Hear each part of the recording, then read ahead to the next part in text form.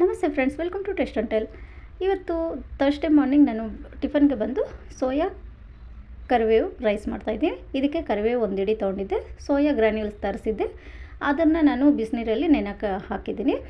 ಇದಕ್ಕೆ ಪೌಡ್ರಿಗೆ ಕಡಲೆಬೀಜ ಒಂದು 2 ಸ್ಪೂನು, 3 ಒಣಮೆಣಸಿನ್ಕಾಯಿ, ಮೆಂತ್ಯ ಮತ್ತು ಕಾಳುಮೆಣಸು, ಬಿಳಿ ಎಳ್ಳು, ಕರಿಬೇವು ಒಂದು ಹಿಡಿ, ಒಣ ಕೊಬ್ಬರಿ ಇಷ್ಟು ತೊಗೊಂಡು ಚೆನ್ನಾಗಿ ಹುರಿದ್ಬಿಟ್ಟು ನಾನು ಪೌಡ್ರ್ ಮಾಡ್ಕೊತಾ ಇದ್ದೀನಿ. ಕರಿಬೇವಲ್ಲಿ ತೇವಾಂಶ ಹೋಗಬೇಕು, ಅಲ್ಲಿವರೆಗೂ ಪೌಡ್ರ್ ಮಾಡ್ಕೋಬೇಕು. ನನ್ನ ಹತ್ರ ಧನಿಯಾ ಇರಲಿಲ್ಲ, ಧನಿಯಾ ಪೌಡ್ರ್ 1 ಸ್ಪೂನ್ ಹಾಕ್ಕೊಂಡಿದ್ದೀನಿ.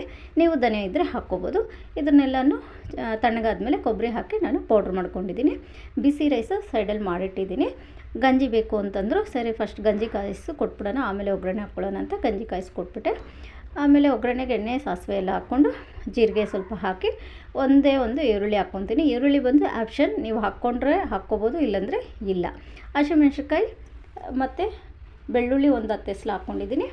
ಇದನ್ನೆಲ್ಲ ಚೆನ್ನಾಗಿ ಒಗ್ಗರಣೆ ಹಾಕ್ಕೊಂಬಿಟ್ಟು ಕರಿಬೇವು ಸ್ವಲ್ಪ ಹಾಕಿ ಈರುಳ್ಳಿ ಹಾಕಿ ಚೆನ್ನಾಗಿ ಫ್ರೈ ಆದಮೇಲೆ ಸ್ವಲ್ಪ ಇಂಗು ಹಾಕ್ಕೋಬೇಕು. ಆಮೇಲೆ ರುಚಿಗೆ ತಕ್ಕಷ್ಟು ಉಪ್ಪು ಹಾಕ್ಕೊಂಡು ಚೆನ್ನಾಗಿ ಫ್ರೈ ಆದಮೇಲೆ ನಾವು ಏನು ನೆನೆಸಿಟ್ಟಿದ್ವೋ ಸೋಯಾನ ನೀರೆಲ್ಲ ತೆಗೆದುಬಿಟ್ಟು ಅದನ್ನು ಇದರಲ್ಲಿ ಮಿಕ್ಸ್ ಮಾಡಿಕೊಂಡು ಸ್ವಲ್ಪ ಒಂದು 5 ನಿಮಿಷ ಮಿಕ್ಸ್ ಮಾಡಿದ್ಮೇಲೆ ಬಿಸಿ ರೈಸು ಹಾಕ್ಕೋಬೇಕು. ಬಿಸಿ ರೈಸು ನಾನು ಎಷ್ಟು ಬೇಕೋ ಅಷ್ಟು ಫುಲ್ಲು ಹಾಕ್ಕೊಂಡಿದ್ದೀನಿ. ಹಾಕ್ಕೊಂಡು ನಾವೇನು ಪೌಡ್ರ್ ಮಾಡಿಟ್ಟಿದ್ದೀವೋ ಅದನ್ನು ಹಾಕ್ಕೊಂಬಿಟ್ಟು ಚೆನ್ನಾಗಿ ಮಿಕ್ಸ್ ಮಾಡ್ಕೋಬೇಕು.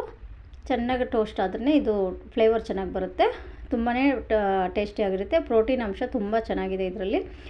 ಮತ್ತು ಕೊತ್ತಂಬರಿ ಸೊಪ್ಪು ಹಾಕ್ಕೊಂಡು ಇಳಿಸ್ಕೊಂಡ್ರೆ ಸೋಯಾ ಕರಿಬೇವು ರೈಸ್ ರೆಡಿ ಆಯಿತು. ಬಾಕ್ಸ್ಗೆ ಹಾಕ್ಕೊಟ್ಟೆ, ಆಪಿಲ್ ಕಟ್ ಮಾಡಿಕೊಟ್ಟಿದ್ದೀನಿ.